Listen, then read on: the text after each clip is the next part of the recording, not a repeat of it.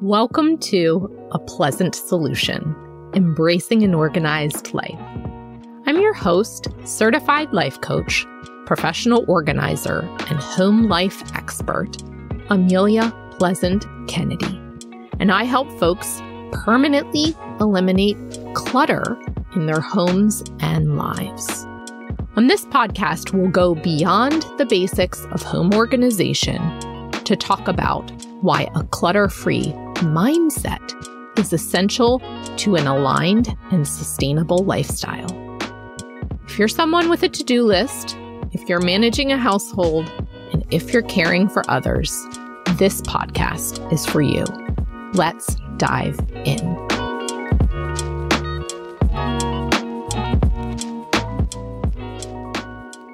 Welcome to episode 33. Procrastination is a tool. Hey, y'all. Recently, I taught and guest coached in another colleague's program. The attendees were mainly physicians and clinicians. These folks give so much of their time, energy, and focus to others during their working hours that, on occasion, procrastination and delayed decision-making shows up in their personal lives. Clutter, whether it's at your home or office, is tied to emotional management and choice-making. Making space in your life is a skill set. It's not about who you are underneath. Learning to manage and regulate the emotional energy required to complete the tasks, especially when your brain says those tasks are non-essential, involves executive function. If you're chronically exhausted and burnt out, like these physicians and clinicians, tapping into executive function beyond work life may be a challenge. Coaching on the topic of procrastination and clutter brings awareness to the habits you've developed so that from a neutral, non-judgmental place, you can decide what to do next. Each of us must see what's happening, connect to the feelings that arise, and conceptualize the effects of our choices. From that place, it becomes easier to make changes or to act. Coaching highlights your agency and power so that you're always in control of your choices and the objects in your home. So let's talk about procrastination. It's a tool, nothing more. It's when you purposefully put something off against your better judgment. You're often aware, perhaps even just under the surface, that it most likely will make things more challenging in the future. Essentially, procrastination allows us to stay in the relatively good feeling longer, rather than dive into the relatively difficult feeling. Again, it's a tool you can use to increase pressure on your output, but it's not who you are. Procrastination feels like it offers us a benefit, but upon reflection, it doesn't. The deeper challenge occurs when we use the word procrastination as a label. I've seen clients and acquaintances use it as a weapon against themselves. They've internalized that they are a procrastinator. Unlearning this thought pattern is important, and it's restorative. Your thoughts, your internal dialogue, that creates your reality. Labeling yourself as a procrastinator is one way to ensure that you continue using the tool in a non-supportive way, rather than as a powerful, conscious choice. So On today's episode, I'll share a bit about my relationship with procrastination. I'll bring in a few behavior descriptors coined by Dr. Abigail Levrini, and I'll offer several solutions you can implement and practice if you're someone who regularly engages with procrastination. My goal is to help you create awareness. Most folks who use procrastination know that they do it. You're aware. It's the additional layer or cycle of judgment and shame that makes procrastination painful. This is how it doesn't serve you. As a result, you may want to break the cycle. To do so, it helps to first understand how procrastination does serve you. So, first, what are the most common tasks you find yourself procrastinating on? For most of us, they are projects that we've decided are quote unquote hard, complicated, or dull. They're not the projects that light us up, get us excited, or lead us to direct, concrete wins. You may be able to identify some benefit to completing the task. However, just because that benefit is logical, it doesn't mean that it's a strong enough pull to get you started. Next, consider how it feels when you know that you're procrastinating. Don't answer this question with your head, your logical brain. Answer it with your body. Take a moment to consider how your body reacts when there's a task that you either have to do or one that's important enough to make it to the top of your priority list. For me, the task shows up like a gray blind spot in the back of my brain and peripheral vision. It takes up space. My breathing gets shallow, and my chest feels heavier than normal. I don't sleep as well because it's harder to shut off my brain. This is what I mean when I direct you to your body. You have an internal, visceral response that happens when you're procrastinating.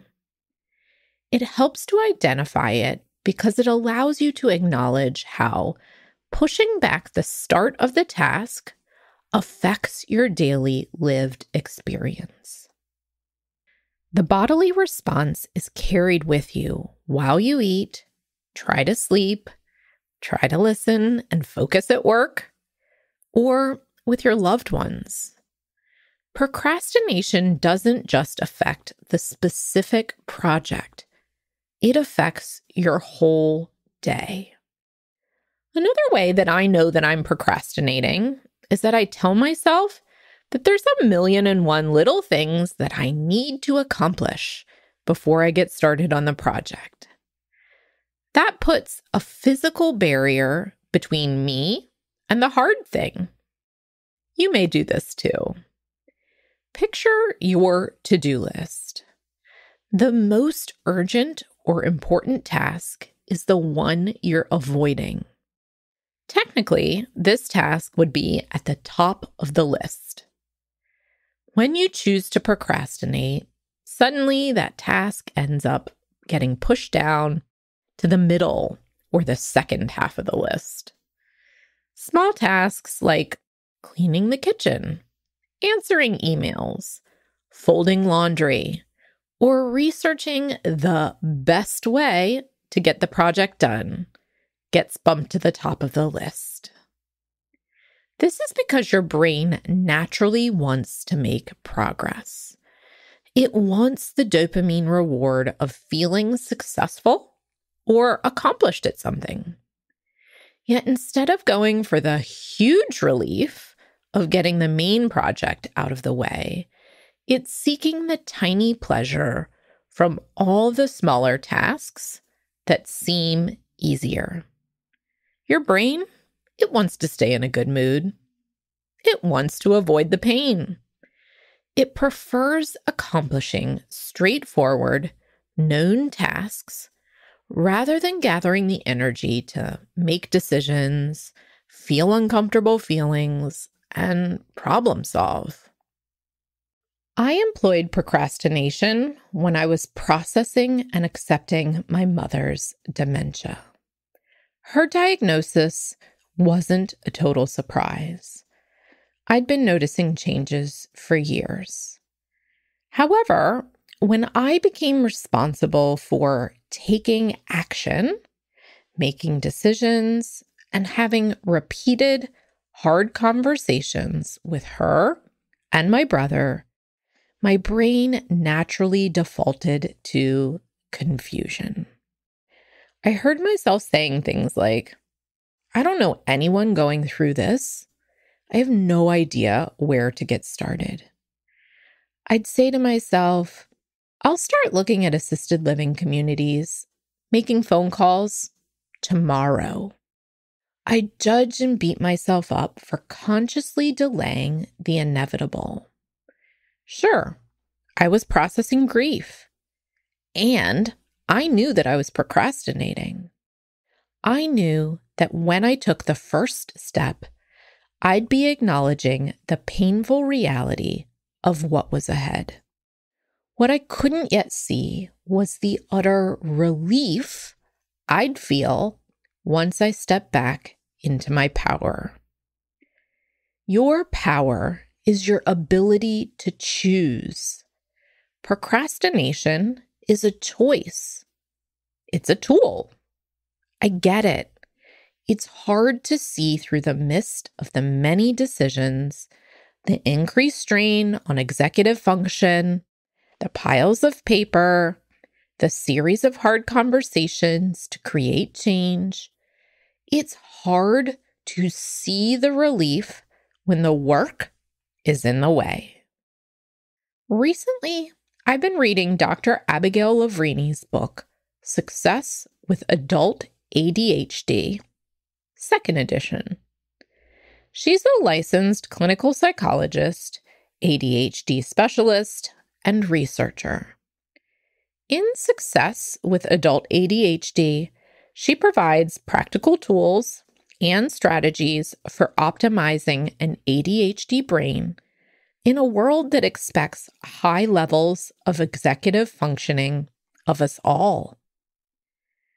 I enjoyed reading the 5 styles of procrastination she identified, and I'll briefly share them here. Before I do, I want to reiterate, procrastination is not who you are. Don't use these styles or types to self-identify and then beat yourself up. That's not the purpose. I'd rather you find comfort in knowing that you're not alone in how you use procrastination as a tool, and then implement a strategy for change, if that's what you desire. The first style is what Dr. Levrini describes as the ineffective prioritizer. If you find that you, quote, attend to those tasks that are most convenient, salient, or interesting, you may be ineffectively prioritizing what needs to be done. This involves turning to a needed task only when it's urgent. You still desire to be elsewhere when working on the project. A home organizing example I've seen is starting on a photo project where the photos have been sitting in boxes for ages, rather than the hallway closet that drives you bonkers every single day. The key word here is ineffective. You're aware that solving the hallway closet would feel amazing. Yet, just like the to-do list, the task is comfortably hovering around the middle of the list rather than at the top. It involves pulling items out, making decisions, and finding different storage solutions. Sorting photos sounds better because you get to take a walk down memory lane and tell stories. Time pressure, external consequences, or repeated demands from others will bump the uncomfortable task up the priority chain. Without these external consequences, however, you're not 100% internally motivated to move forwards. The strategy for change is to actively practice identifying importance by ranking tasks by deadline. Make the deadline visual. Use color to highlight its importance and set reminders to keep the task top of mind. Dr. Levrini recommends choosing a consequence for yourself for not getting started and to plan daily check-ins to mark your progress. Self-reflection on what you haven't accomplished and why, partnered with self-reflection on what you have accomplished and why, builds the self-awareness and agency necessary to shift out of your previous habit. The more you practice looking at your daily choices around the task, the more ingrained effectively prioritizing will become. The second style of Dr. Levrini's is forgetful procrastination. It's when your working memory or short-term thinking is limited or at capacity. You procrastinate by forgetting to continue moving forward. An example may be starting a decluttering project, then forgetting why it was important to your overall or long-term goals. Identifying a clear why and writing down the scope of your project will be helpful. The shift change comes when you externalize the project. You write down your ideas, the steps required, and your timeline in one place. Basically, you get it out of your head. You'll want to use timers and reminders to build the habit of checking back in on the project. The third style is if you're easily distracted while working. I like that Dr. Levrini identified this as a form of procrastination. It's when something else is always coming up to interrupt your progress or thinking. You impulsively follow the interruption or shiny object, and this results in negative feelings and judgment later. I often see this when clients start tidying or decluttering, find an object that is out of place, take it directly to another room, then get started on a completely different task in that room. Then you return later to find the first room unfinished and shame yourself for lack of follow-through. If this sounds familiar, it's helpful to park your impulses or push your pause button on them. Each time you're able to push pause, give yourself a reward or a tiny celebration. For example, with tidying, instead of taking the object out of the room, place it in a bucket or basket for when your task in that room is complete. Set the basket in front of the door so you literally trip over it when exiting the room. Either proceed to put the items away or set a reminder to complete the second part after a quick break. The fourth style of procrastination is big picture thinking. It's when you assume or default to thinking that a task can't easily be broken down into parts. You tend to get stuck in overwhelm because if you can't do it all, then why start on the first step? It's a form of all or nothing thinking. Again, you'll want to practice making the parts visible. If you have trouble conceiving of the parts, think from the perspective of your partner, or a 5-year-old, or a good friend. Ask yourself how they would accomplish the task. Your partner may set mini goals. A 5-year-old might just pick up the first object in front of them and make one decision. Your good friend may identify one area and block out thinking about all the rest of the steps. Dividing and conquering comes with practice, and don't hesitate to seek input from others on how to break it down.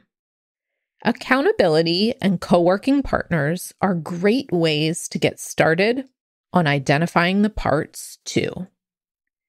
Instead of grouping the entire kids' room into one massive project, think clothes, then linens, then books, then toys. Or think spatially. Closet, then bookshelf, then toys in the bedroom, then toys in the living room. You're more organized than you think. Give yourself grace to come up with categories that make sense to you. Dr. Levrini's last style of procrastination rings true to me. A few of the others do too, but I hadn't previously considered perfectionism as a method of procrastination. Perfectionism, in this case, is when your expectations are so high that you become stuck in inaction. An example may be when you desire an Instagram or Pinterest-worthy pantry and hyper-focus on this unrealistic expectation to the extent that it's debilitating. Instead of being able to work on the project in your time frame, your budget, your current shelving situation, you delay making any decisions. Problem solving seems impossible if it can't be near perfect. This is exhausting. Perfectionism can lead to overworking, internally and externally, or it can lead to resignation from the whole thing. Breaking free of this swamp requires you to trust yourself and feel the discomfort of potentially making mistakes or figuring out the process through trial and error. When you procrastinate, you're actively avoiding these negative feelings. As I mentioned earlier, your brain fixates on the uncomfortable now versus the overwhelming relief of later. It's normal to procrastinate. It serves you by keeping you from spending your energy. It serves you by extending the pleasurable moments of life just a tad bit longer. However, it's a double-edged tool and can become an ingrained habit. Check in with yourself. Consider how frequently you use it to put pressure on yourself to get things done. The more you use it, the more negative feelings associated with it that you'll feel. Remember, you always have a choice. Neither is right or wrong. The choice simply determines your lived experience, the shape and energy expenditure of your day, and this choice is where your power always lives. Talk to y'all soon. Thanks so much for tuning in to this week's episode.